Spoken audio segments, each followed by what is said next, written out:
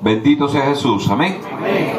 Qué bueno estar en la casa del Señor una tarde de este jueves de agosto, sabiendo que algo sucederá, amén.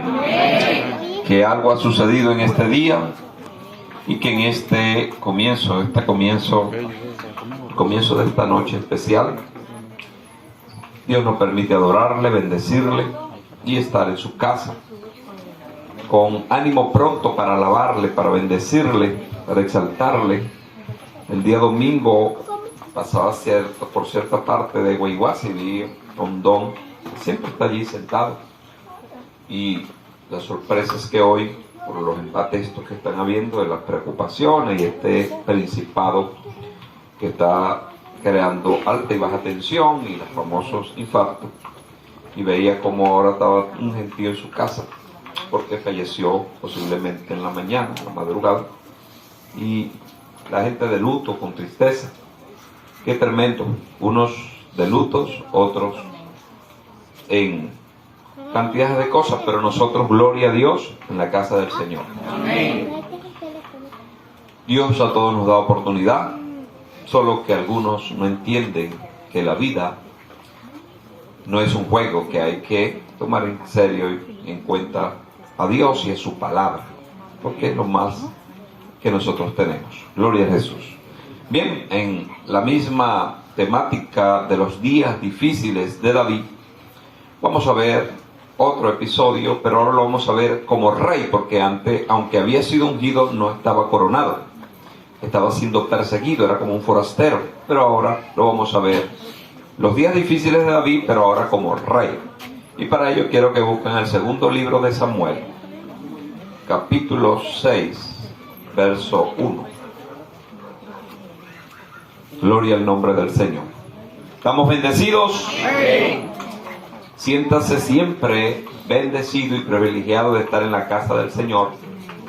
David lo descubrió en una experiencia con Dios y dijo: mejor es un día en la casa del Señor que 1000 fuera de ellos, porque nos prepara Dios para la vida eterna. El segundo libro de Samuel lo tiene. Amén. Capítulo 5, verso 1, capítulo 6, verso 1, según veo aquí, el número se me mueve. Tengo que buscarlo a larga vista, lo dejé por allá. Pero ustedes me van a confirmar si es el 5 o el 6. Es el 5, el 5. El 5. David es proclamado rey de Israel.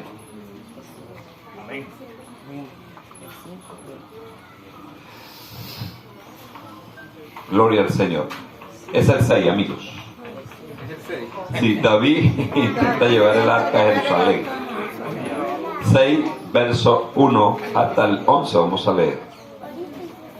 Gloria al Señor. Vamos a ver entonces este episodio de la vida de David, un día difícil, cuando ya estaba coronado como rey. ¿Lo tienen todos? Segundo libro de Samuel, capítulo 6, del 1 al 11. Vamos a leerlo bajo la bendición que nos da el Padre, el Hijo y el Espíritu Santo. Amén. David volvió a reunir a todos los escogidos de Israel, 30,000. Y se levantó David y partió de Baala de Judá con todo el pueblo que tenía consigo para hacer pasar de allí el arca de Dios, sobre la cual era invocado el nombre de Jehová de los ejércitos, que mora entre los querubines. Pusieron el arca de Dios sobre un carro nuevo y la llevaron de la casa de Abinadab, que estaba en el collado, y Usa y Ahío, hijos de Abinadab, guiaban el carro nuevo. Y cuando lo llevaban de la casa de Abinadab, que estaba en el collado, con el arca de Dios, Ahío iba delante del arca. Y David y toda la casa de Israel danzaba delante de Jehová con toda clase de instrumentos de madera, de haya, con arpa, salterio, panderos, flautas y címbalos. Cuando llegaron a la era de Nacón, Usa extendió su mano al arca de Dios y la sostuvo, porque los bueyes tropezaban. Y el furor de Jehová se encendió contra Usa, y lo hirió allí Dios por aquella temeridad, y cayó allí muerto junto al arca de Dios. Y se entristeció David por haber herido Jehová a Usa, y fue llamado aquel lugar Pérez Usa hasta hoy. Y temiendo David a Jehová aquel día, dijo: ¿cómo ha de venir a mí el arca de Jehová? De modo que David no quiso traer para sí el arca de Dios a la ciudad de David, y la hizo llevar David a casa de Obed-edom Geteo. Y estuvo el arca de Jehová en casa de Obed-edom Geteo 3 meses, y bendijo Jehová a Obed-edom y a toda su casa. Que Dios nos bendiga a través de su palabra, en el nombre de Jesús. Bendecidos, pueden sentarse. Gloria al Señor. Días difíciles en la vida de David, ahora como rey que está coronado. Porque de los días que hablábamos en las prédicas pasadas, era cuando andaba de un lugar a otro, escondiéndose porque estaba siendo perseguido por Saúl y sus 3000 espadachines especialistas. Ahora ya, una vez que muere Saúl, una vez que incluso en la misma muerte de Saúl mueren los hijos de Saúl, queda el pueblo de Israel como oveja sin pastor, a la debacle por doquier. Y David, que ya había sido ungido por Samuel para ser rey, entendió que esta era la ocasión, que él no procuró, que él no hizo nada para que Saúl muriera. Antes bien, ustedes saben lo que él hizo, que cuando entró en aquella cueva y en otra ocasión se presentó, sencillamente él no extendió su mano para atacar al hombre que Dios había ungido. Pero esta vez, sencillamente, ya no estaba Saúl, y entendemos, se entiende, se comprende que la mano de Dios estuvo allí. Parece que David la tenía fácil. Sin embargo, no fue tan fácil el hecho de poder ser coronado rey, porque todavía había remanente de gente que era afín a Saúl y tenían pretensión de gobernar de alguna otra forma, y aprovechando la muerte de Saúl de manera inesperada en la guerra, trataron de pescar en río revuelto. Pero Dios había dicho que David iba a ser rey, y este fue el tiempo, el momento. Saben, se cree que desde que David fue ungido hasta que fue coronado, se maneja entre 15 a 20 años. O sea que Dios lo ungió para ser rey, y él no empezó a reinar la noche después, ni el mes después, ni el año después, ni la década después. Pasaron una cantidad de tiempo, porque Dios siempre va a probar su obra, y a los hombres de Dios siempre ha sido así. Fue ungido por el profeta más grande de ese tiempo, pero sencillamente no era el momento hasta que viene la muerte de Saúl. En esa euforia, en esa alegría, en ese contentamiento que David tenía por ser rey, por ahora estar establecido, gobernando al pueblo de Israel como Dios le había revelado, entonces él dice: tengo casa, tengo ejército, tengo sirvientes, está el tabernáculo en mi mano, pero falta lo principal del tabernáculo. ¿Qué es lo principal del tabernáculo? El arca del pacto. El arca del pacto. Un mueble que había sido diseñado por Dios para que se invocara su nombre desde allí, o la presencia de Dios iba a estar sobre ese lugar. David dice: tengo que traer el arca. ¿Sabe cuántos años había pasado el arca en este collado en la casa de Abinadab? 20 años. Desde que los filisteos la devolvieron en los tiempos de los hijos de Elí, y de Elí mismo como sacerdote, estaba en ese lugar. Nadie se ocupó, Saúl no se ocupó de traer el arca al tabernáculo. Debió haberlo hecho. Pero ustedes saben, Saúl estaba desfasado de Dios, no le interesaban las cosas de Dios, sino el prestigio, los aplausos, los placeres, y se apartó de Dios. Pero una vez que David es ya establecido como rey, él no va a cometer este error. Él dice, el arca de Dios tiene que estar en el lugar que Dios estableció, porque el arca de Dios representa la presencia de Dios para Israel, y cuando sabemos del arca, así lo vemos. Era la representación misma de la presencia de Dios para el pueblo de Israel. Al punto de que en algún momento, cuando Israel estaba peleando y estaba siendo vencido por el enemigo, dijeron, hay que traer el arca. Y cuando llegó el arca, dice que gritaron todo con un estruendo tan fuerte que el ejército se asustó, el ejército enemigo. Porque ellos dijeron, incluso ¿saben lo que dijeron el ejército enemigo? Ahora vino Dios a pelear con ellos. ¿Quién le puede vencer? Pero ustedes saben, este era un lugar en el que Dios se manifestaba para el pueblo de Israel cuando hacían las cosas de acuerdo a lo que Dios había establecido. No era un amuleto, no era que por estar el arca allí yo andaba en pecado, me iba a favorecer, no. El arca representa la presencia de Dios, y Dios siempre ha sido un Dios de principios. Amén. Dios siempre ha guardado sus principios. Bueno, David dijo en sus adentros, no voy a cometer el error que tuvo Saúl de menospreciar el arca, dejándole en casa extraña, teniendo el arca el lugar donde debe estar, que es el tabernáculo. La voy a traer. Y dice que David preparó sus hombres que lo habían ayudado en esas batallas terribles que había luchado previamente antes de que fuera coronado rey. Y una vez que tiene este ejército, dice que pusieron el arca de Dios sobre un carro nuevo. Como decir que para hacer tipo de diligencia vamos a comprar un carro nuevo, el mejor carro.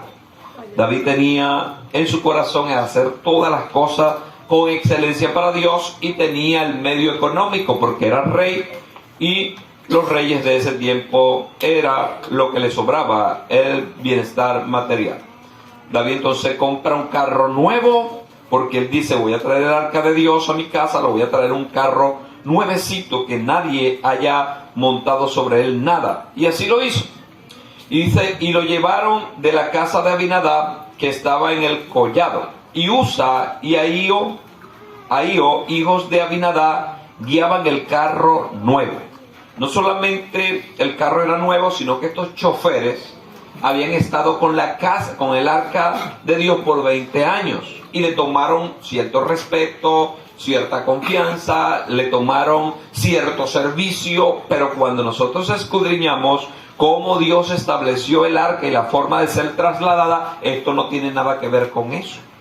David tenía un buen deseo de traer el arca de Dios al tabernáculo, pero usó los argumentos que el hombre ya había usado, porque saben, cuando los filisteos pelearon en aquella batalla en los días de Samuel con los judíos que estaban en pecado, ellos se llevaron el arca a sus dioses, y ustedes saben todo lo que pasó.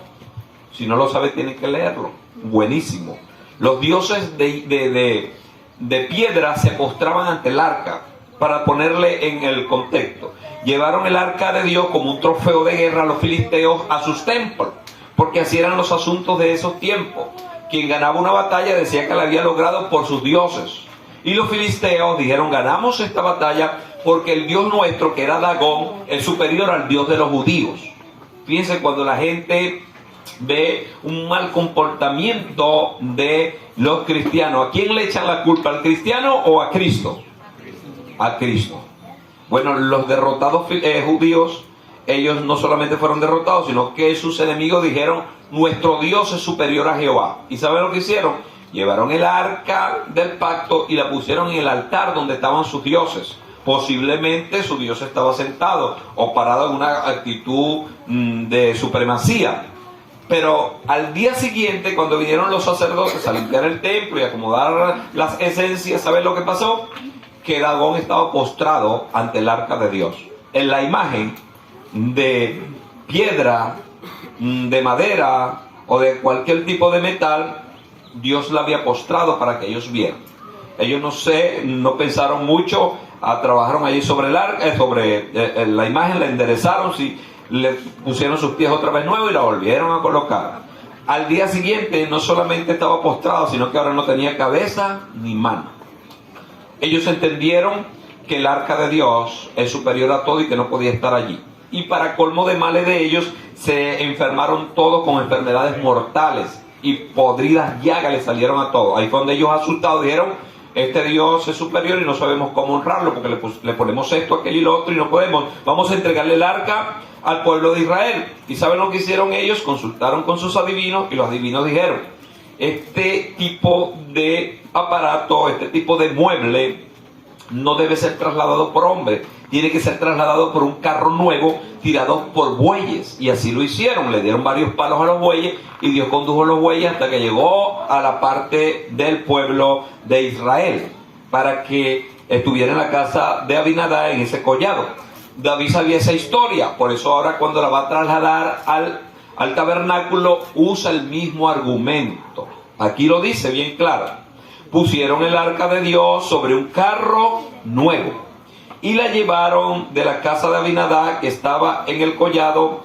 Esto es para que tengamos, cada vez repite, collado. ¿Por qué? Porque era una parte alta. Y cuando se va tirando una carreta con bueyes, lo que hemos tenido la oportunidad de trabajar en algunas partes donde la agricultura está primitiva y es muy hermoso todo aquello, sabemos que arar sobre los terrenos, sobre todo que hemos estado en la parte andina, y he visto cómo se ara con bueyes en esos terraplenes, es bien complejo, mucho más cuando se va en bajada, porque cualquier cosa para subir es un poco a empujones, pero bajar es bastante complejo cuando las cosas tienen ruedas, es bien complejo, y los bueyes pues no tienen freno de mano,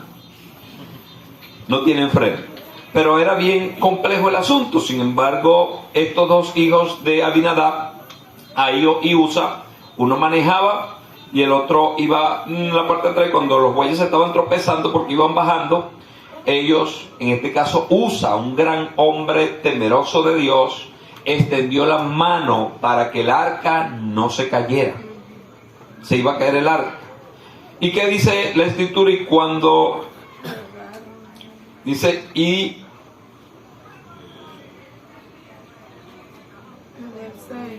en el verso 5, y David y toda la casa de Israel danzaban delante de Jehová.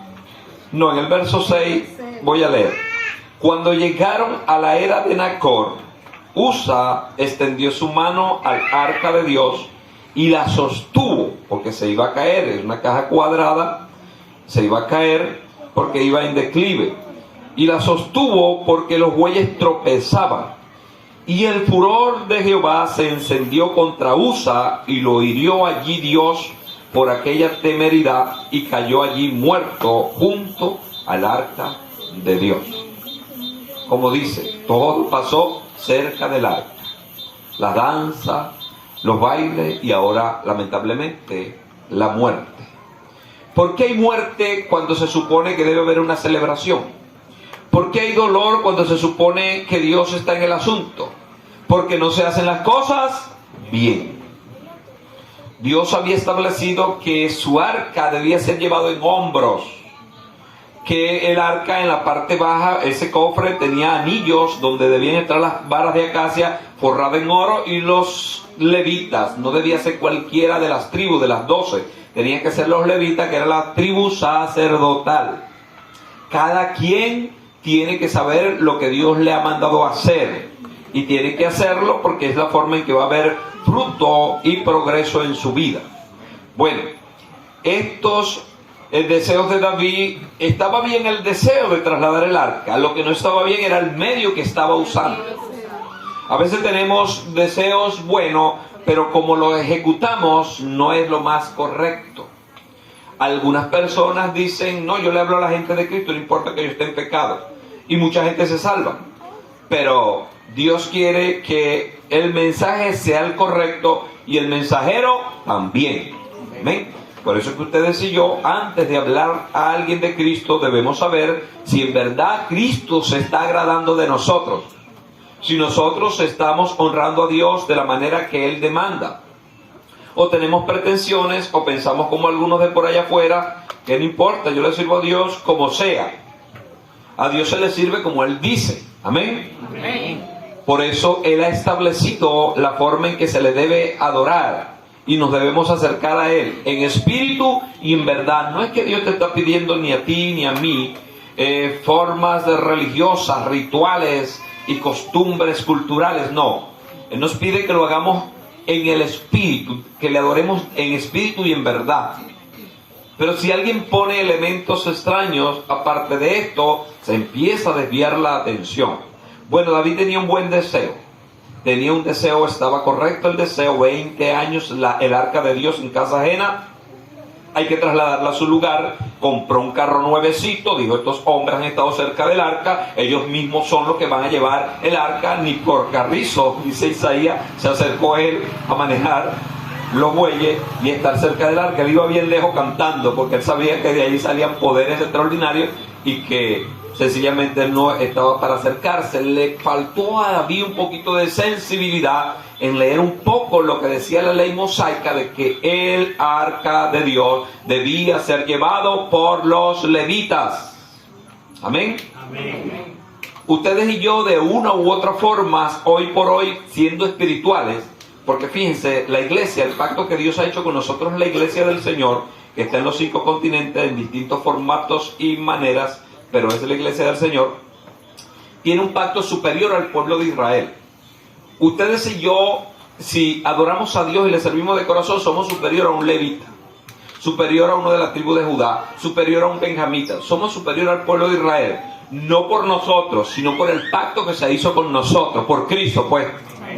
Gracias a Cristo, usted es un levita, o usted levita la oración, levita el ayuno, levita la palabra. No, somos levita de corazón, servidores en la parte más entregada de atalayar por las personas y de ser la de sacerdote. ¿Qué es el trabajo principal de un sacerdote? Servir al pueblo para con Dios, presentar al pueblo delante de Dios y presentar a Dios delante del pueblo. Es el propósito principal de las funciones básicas de nosotros como levitas espirituales que somos. Pero el arca debía ser llevada por los levitas de raza, los hijos de Leví. Por eso son levitas, eran los hijos de Leví, de ese hijo de Jacob. Bueno, David tenía este buen deseo, estaba bien llevar el arca a la casa de Dios, pero el método que usó no fue el correcto. Así que escudriñemos bien si algo no está funcionando. Por ejemplo, básicamente algunas personas que dicen ser creyentes y que tienen a Cristo en su corazón, carecen de paz, carecen de sensibilidad al Espíritu Santo, carecen de muchas cosas. ¿Por qué? Algo se está haciendo que no está bien. Pero yo oro, posiblemente alguien que está en alguna anomalía espiritual puede decir, pero yo oro como Benito, pero no siento la misma pasión, el mismo toque. Pero yo oro. Bueno, estás orando, pero posiblemente estás orando mal. Porque la Biblia dice en Santiago dice, ustedes oran y piden, pero oran mal. No oran de acuerdo a la voluntad de Dios. Así que si usted o yo no estoy recibiendo algo que es bíblico, que debo recibirlo, no mis caprichos ni mis deseos. A veces Dios bendice a uno de acuerdo a nuestros deseos. Pero Dios siempre nos va a bendecir de acuerdo a su palabra. Es posible que usted esté clamando por algo de acuerdo a la palabra, pero no está viendo resultado. Es posible que si usted se revisa, se da cuenta de que no está pidiendo de acuerdo a la palabra, está pidiendo de acuerdo a usted, de acuerdo a algunas pretensiones, desfasado de la voluntad de Dios. Por ejemplo, alguien que dice, porque alguien se declara enemigo, Dios mío, mata a ese hombre y quítalo de mi camino. ¿Dios va a escuchar esa oración? No. Señor, yo quiero tener dinero porque quiero un carro como el vecino. Yo voy a orar porque Dios tiene que darme ese carro, porque en la Biblia dice que Dios bendice en abundancia y da grandemente si yo le pido. Que la Biblia dice que pida a Dios todo lo que yo quiera, que Él me lo va a dar. Dios nos va a dar las cosas de acuerdo a su voluntad. Por eso, entre las cosas primarias que dijo Jesús en aquella oración modelo, hágase su voluntad, así como en los cielos, también en la tierra. Posible que alguien esté orando, posible que alguien esté sirviendo, pero no se ha desatado la paz que sobrepasa todo entendimiento. ¿Pero por qué? Si está orando. ¿Por qué si está sirviendo? ¿Por qué si viene al culto todavía tiene algunas anomalías que le atormentan? A eso me refiero cuando la cosa es bien triste, cuando hay cierto tormento en un creyente que no puede dormir, que no puede comer, que no vive en paz, que vive agitado, que vive en ansiedad constante. Eso no es la voluntad de Dios. Si alguien viene a esta iglesia y se ha hecho asiduo asistente y tienes esta anomalía, es porque está haciendo las cosas mal. Está viniendo al lugar correcto, está escuchando la palabra correcta, pero no está haciendo las cosas en su vida de manera correcta. Porque básicamente al acercarnos a Dios, lo principal que recibe el ser humano es paz y alegría, contentamiento, se esfuma el temor. Si alguien está contrario a lo que estoy diciendo, lo que acabo de decir, entonces tiene que revisarse y ver, porque Dios no te está condenando por eso. Precisamente este mensaje para usted y para mí es para ver si estamos haciendo las cosas de acuerdo a la Escritura, tomando como ejemplo a David, que quiso trasladar el arca de un collado al tabernáculo donde debía estar. Era correcto, porque el arca no debió haber estado 20 años en esa casa. En casa de hombres el arca no debía estar, tenía que estar en la casa que Dios mandó a crear para el arca.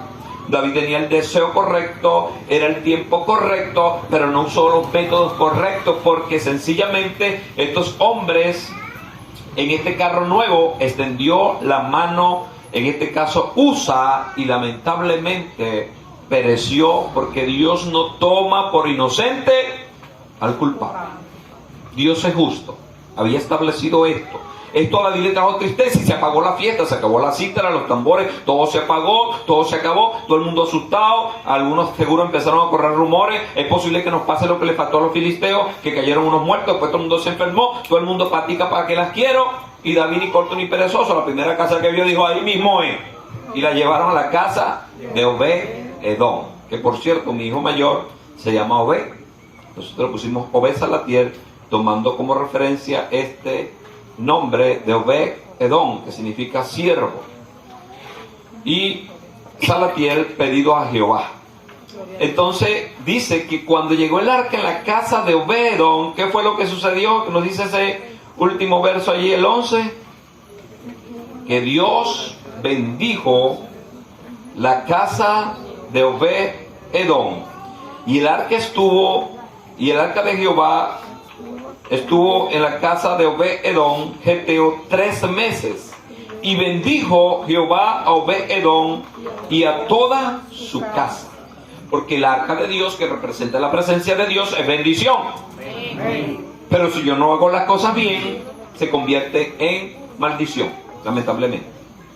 Hay personas que piensan que por tener la Biblia abierta en cual o tal salmo, su casa tiene que estar bendecida.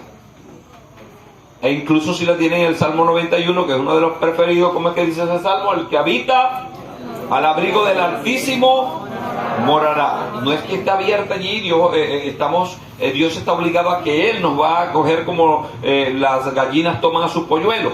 No. Es que yo tengo que poner el esfuerzo de estar en esa habitación. El que habita lo va a abrigar. Tengo que habitar. Tengo un deber.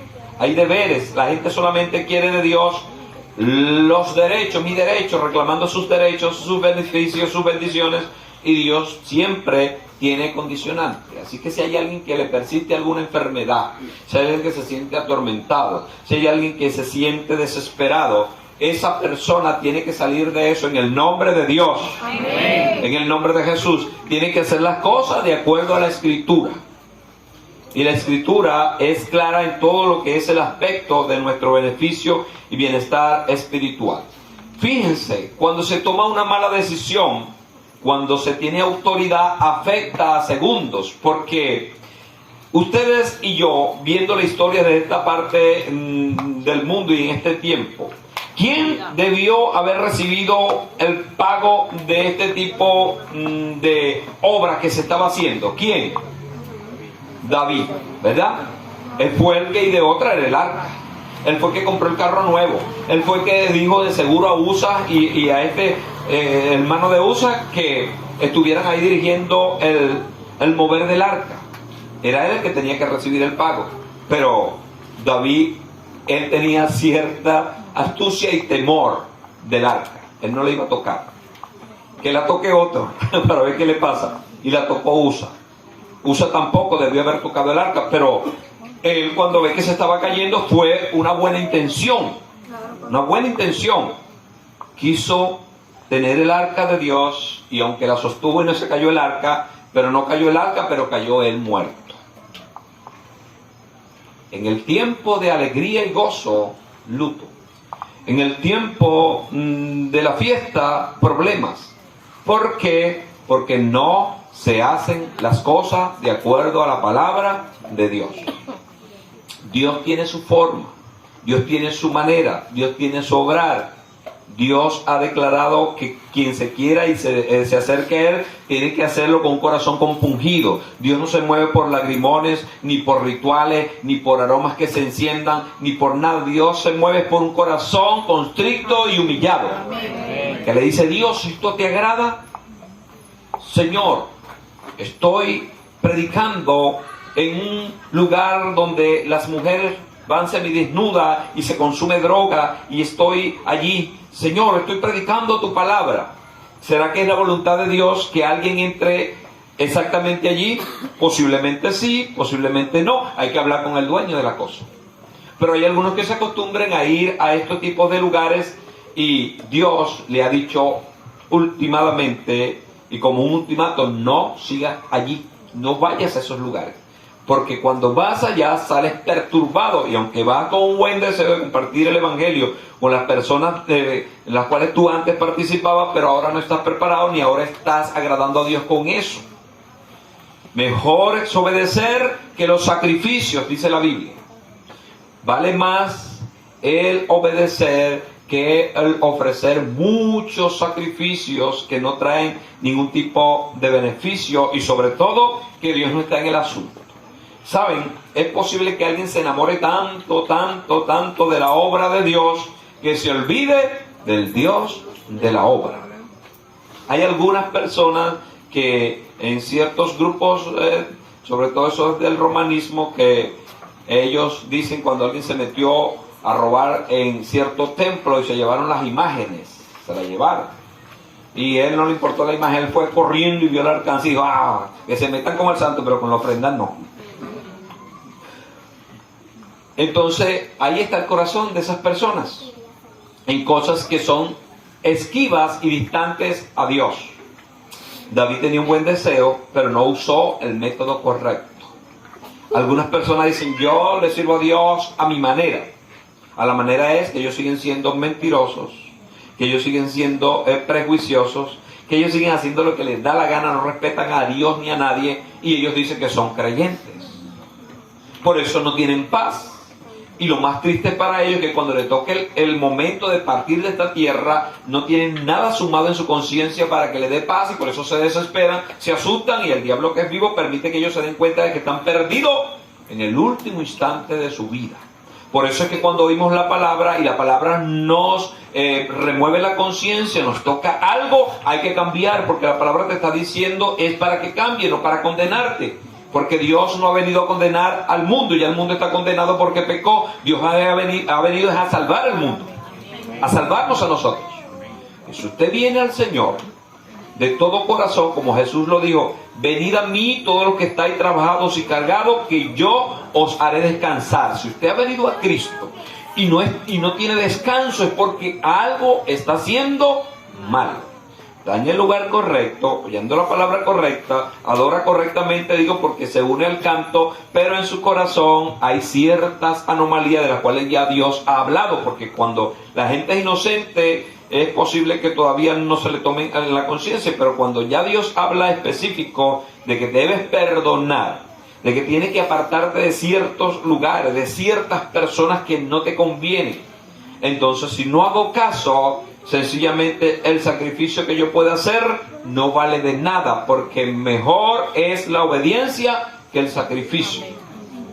David entendió a duras penas, porque le dolió. Parece que David tenía una hermandad muy grande hacia Usa, y efectivamente, aunque él no sufrió mayor cosa en su cuerpo ni en su familia de cepa, pero de seguro le dolió, y todos decían: ¿Quién fue el que dijo que el arca teníamos que traerla así? David. El punto. Porque en el momento de la euforia, la fiesta, todo el mundo iba danzando. Pero en el momento del muerto, el culpable es David. David es el culpable, por eso dice que David se entristeció grandemente. David se entristeció grandemente. Y aparte de ese entristecer, tuvo gran temor, porque dijo, ahora estoy en un lío. No debí haber movido el arca de la casa de Abinadab. ¿A dónde la pongo? La dejo que Obed-edom, no me la llevo ni loco para mi casa, que tenía una hermosa casa ya para este tiempo, pero no se la llevó. Tenía miedo, no sabía qué hacer. Pero después va a aprender la lección. Lamentablemente el hombre aprende a través de las duras pruebas que la vida le da. Deberíamos aprender al estar sentado aquí, al oír la palabra y obedecerla. Son muy pocos los que aprenden así. La gran mayoría aprende cuando sufre una mala experiencia, cuando sufre un dolor, cuando sufre algo que no está bien. Por ejemplo, vamos a casa de algunas personas y ellos nos dan permiso para decir, pastor, lo que usted vea que esté mal en esta casa, lo saca. No me diga así porque de repente, bueno, para que esta casa funcione tienes que salirte tú. No. Hablando de artilugios y cosas, entonces uno le dice, bueno, ya que usted me da esa conciencia, me da esa autoridad, este cuadro, no sirve, esta cosa no sirve. Esto lo pintó Da Vinci con el propósito de hacer el rostro de Jesús una mujer. Entre las cosas que él manejaba era la idea de que Jesús era homosexual. Entonces ese rostro bonitón que nos venden de esos cuadros de Da Vinci, todos los cuadros de pintura que han hecho del Señor Jesús, son anómalos, son anatemas, son maldición. Una vez que usted escuche este mensaje, tiene que salir de eso. Si alguien persiste, porque se lo regaló la tía, se lo regaló el tío, se lo regaló quien sea, y lo deja, aunque sea por ahí un recodo, esa persona, aunque dice adorar a Dios, tiene un anatema y tiene un problema. Y esto conspira contra una buena y sana fe. Personas que le persisten dolores de cabeza, anomalía, estrés, ruinas, crisis, una cantidad de cosas, y ellos no saben el por qué o se hacen los locos cuando ya se les revela por qué viven esa vida de esa manera. Porque no están obedeciendo completa y absolutamente a Dios. Fíjense, el Señor puso un ejemplo de los dos hermanos, de los dos hijos. Un padre tenía dos hijos. Le dijo a uno, ve a mi hacienda a atenderla. Él le dijo, sí padre, pendiente, yo voy hoy. A las 6 de la mañana me paro y me voy.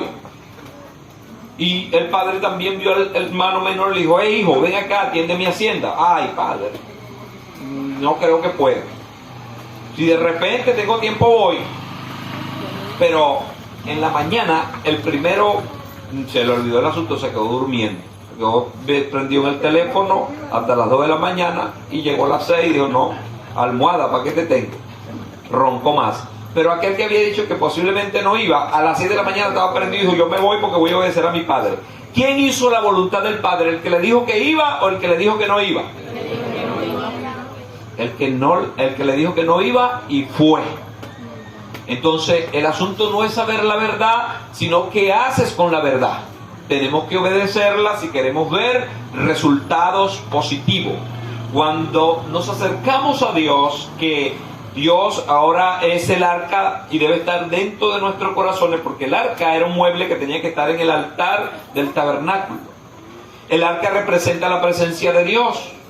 El arca hoy, para nosotros hoy, cuando nos reunimos, es Dios mismo. ¿Dónde tiene que estar esa arca?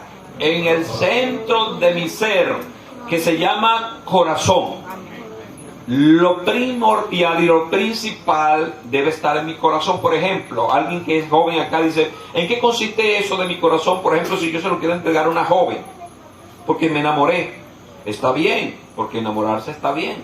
A la edad correcta no hay problema, con las intenciones correctas no hay problema. Pero como Dios está en el corazón tuyo, el cual dice que está enamorado, tú tienes que saber si esa persona te conviene. Si es, como dice la Escritura, es creyente, si usted es creyente. Si no es creyente, ya hay una anomalía. Usted tiene que saber si esa persona tiene principios cristianos, porque puede decir que es creyente, pero ¿qué habla? habla obscenidades, es vulgar, es una persona irrespetuosa.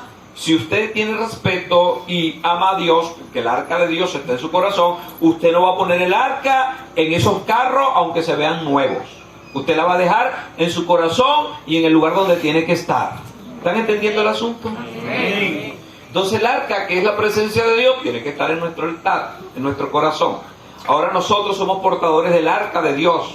El arca tiene que estar en nosotros, puesta en nosotros. Si usted va a compartir el arca de Dios con alguien, tiene que ver que no sea un carro nuevo el que le estén dando, porque los carros nuevos llaman mucho la atención, pero tiene que estar en el corazón de cada persona. Y el arca, aunque es una, como representa la presencia de Dios, puede estar en cualquier corazón que abra su ser para que el arca se asiente.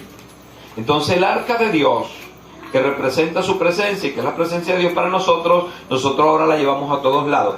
¿A dónde llevamos el arca solamente? Al templo. ¿El arca tiene que estar en mi hogar también? En mi hogar también. ¿El arca tiene que estar en el trabajo? Claro, también. ¿El arca tiene que estar en el camino? Claro, también. ¿El arca tiene que estar durmiendo? Claro, el arca también. En todos los aspectos y sentidos de mi vida, el arca tiene que estar conmigo. Y yo estar con el arca.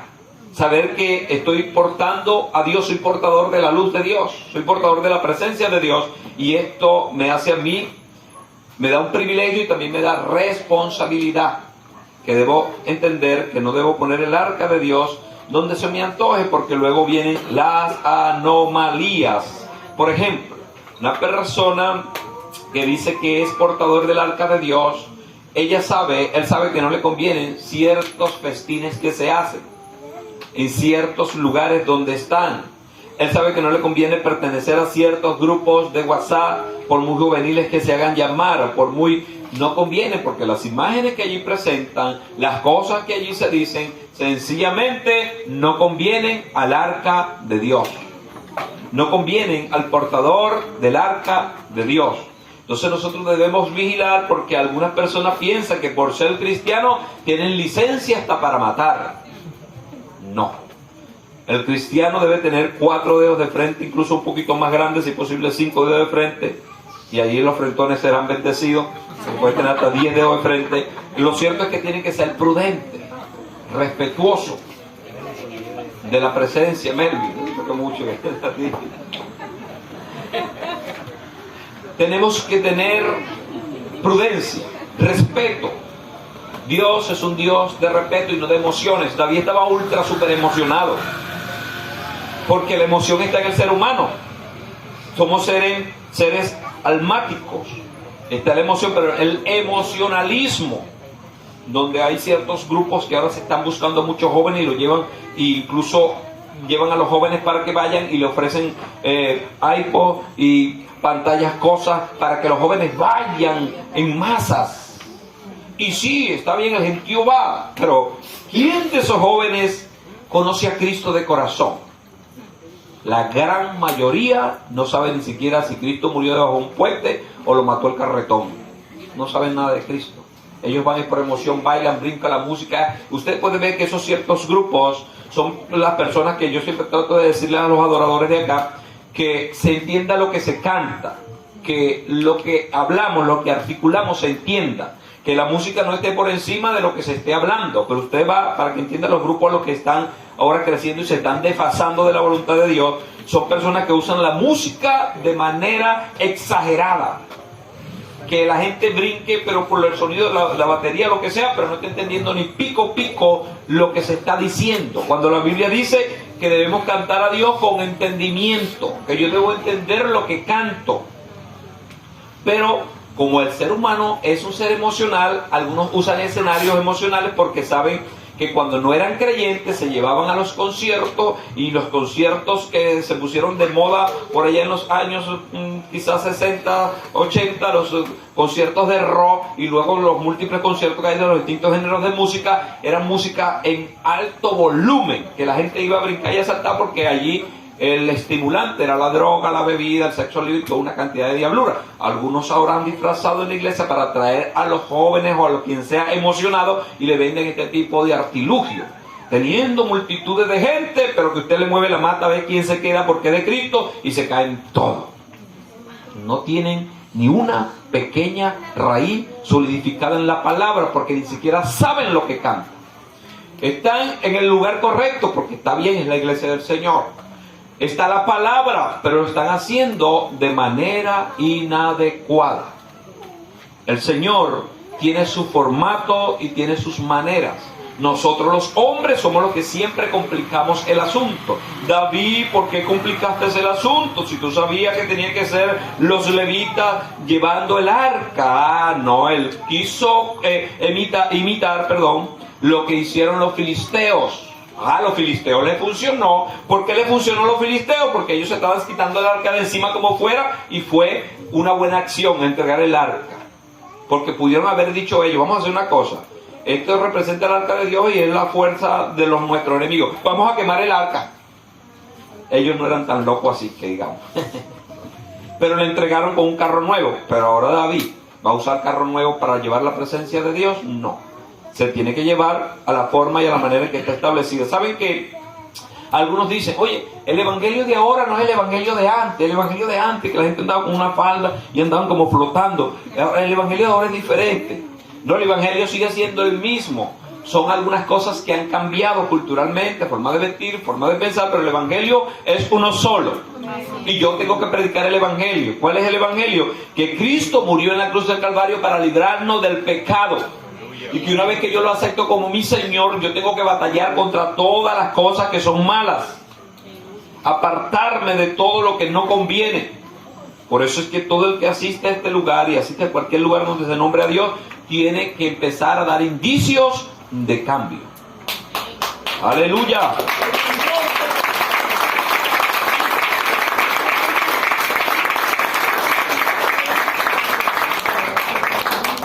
Pero ese cambio no es lo que diga yo cambié. No, es fácil. Yo como pastor puedo saber un calibrante de los cambios que la gente da. Si es una esposa que está acá, yo le voy a preguntar al esposo. Si es un hijo el que está acá, yo le voy a preguntar al padre. ¿Cómo está el hombre? ¿Cómo está viniendo a la iglesia? No ha cambiado. Tiene sus anomalías, pero wow. Es porque ¿quién no tiene anomalía? Pero que te diga, no, ese muchacho de que está yendo a la iglesia se puso más mal criado. Ahora ni siquiera lava el plato, porque se cree que como cristiano es superior. Triste y lamentable. Está teniendo un concepto raro del evangelio. Cristo dijo, yo no he venido para que me sirvan, sino para servir. Entonces el creyente tiene que tener entre las disposiciones la disposición al servicio.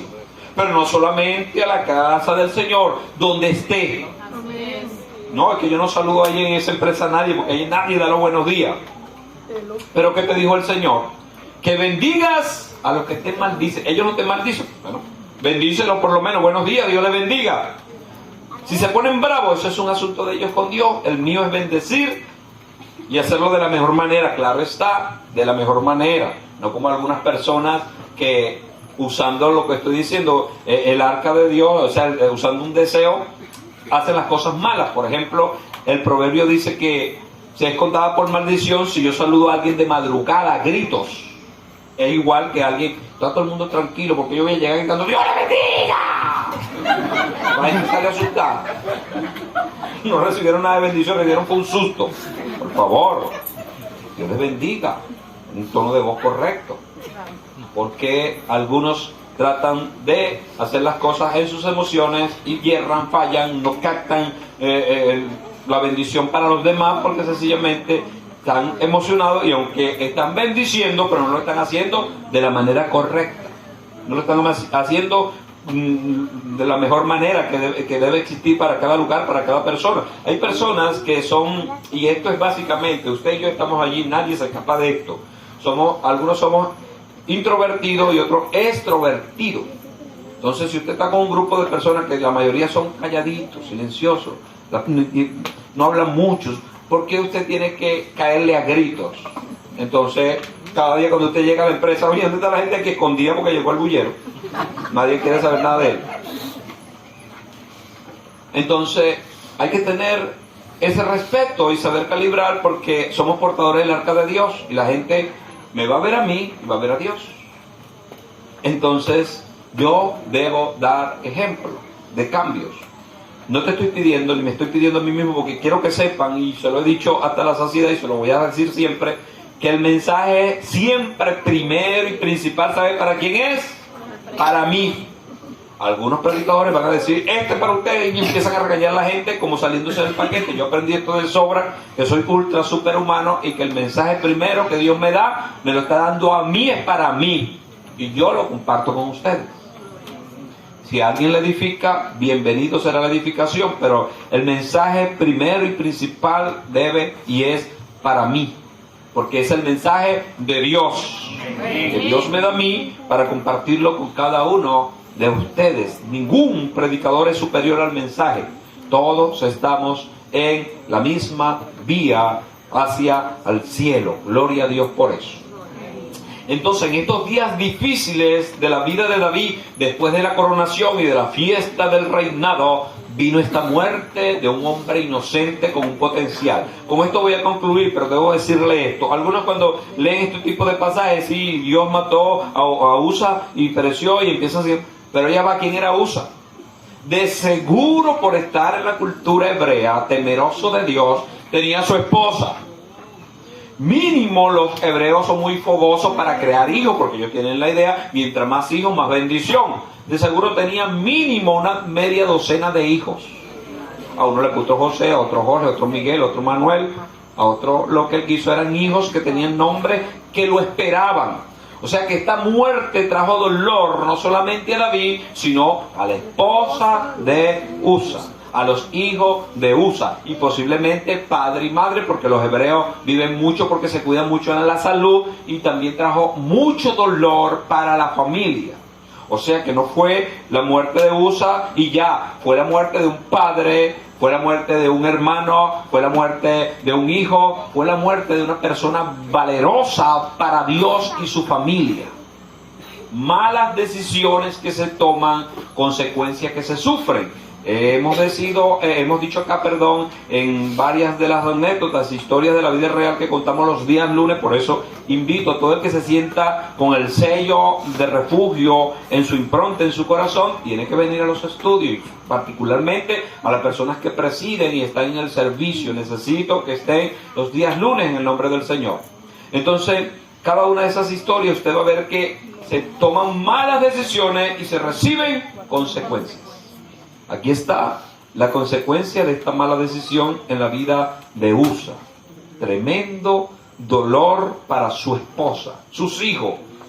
¿Qué habrán dicho sus hijos? Los que tenían ya capacidad de pensar, posiblemente después de la adolescencia. Pero, ¿por qué Dios mató a mi papá? Si mi papá era el que estaba manejando el carro y mi papá le hizo caso a David. Saben que algunas rebeliones que tienen algunas personas que usted va a encontrar en la vida es porque ellos le están echando la culpa a Dios de algo.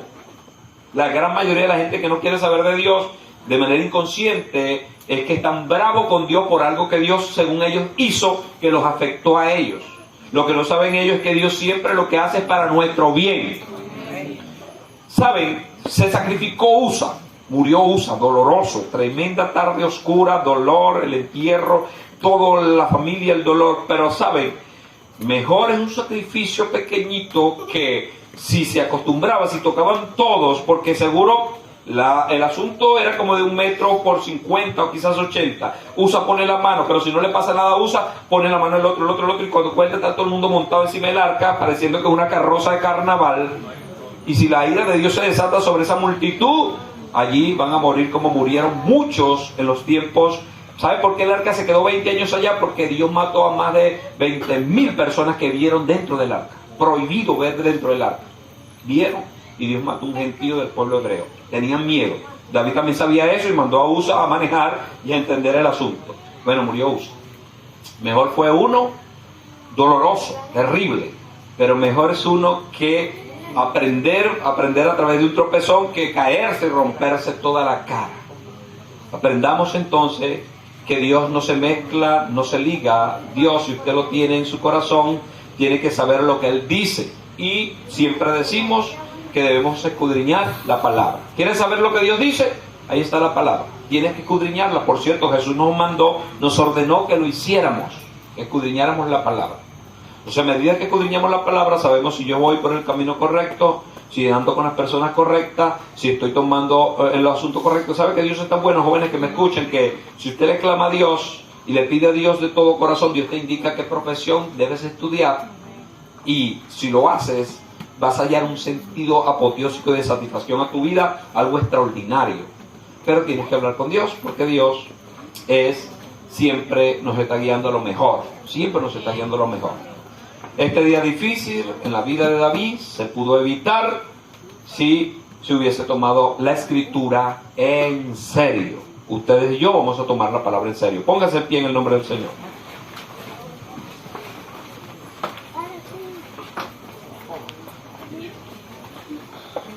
Vamos a agradecer por la palabra, y mientras agradecemos, nos examinamos y voy a ver si lo que yo estoy pensando, si lo que yo estoy hablando, o si lo que yo estoy haciendo está de acuerdo a lo que Dios ha revelado en su palabra. Padre, en el nombre de Jesús, te doy